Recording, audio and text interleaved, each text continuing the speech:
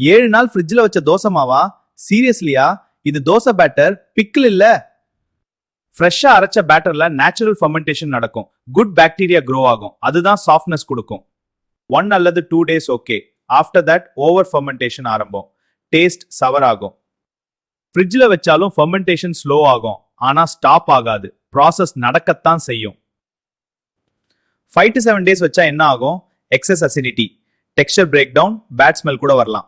Volt பேட்டர்ல undesirable bacteria வளர chance இருக்கு. ஃபுட் பாய்சனிங் ரிஸ்க் கூட இன்க்ரீஸ் ஆகும். எஸ்பெஷலி கிட்ஸுக்கு கேர்ஃபுல். பெஸ்ட் பிராக்டிஸ் என்ன? 1 to 2 daysல யூஸ் பண்ணி முடிச்சிடு. ஸ்மால் பேச்சஸ் கிரைண்ட் பண்ணும். ஃப்ரெஷ் தோசை தான் சேஃப் அண்ட் ஸ்மார்ட்.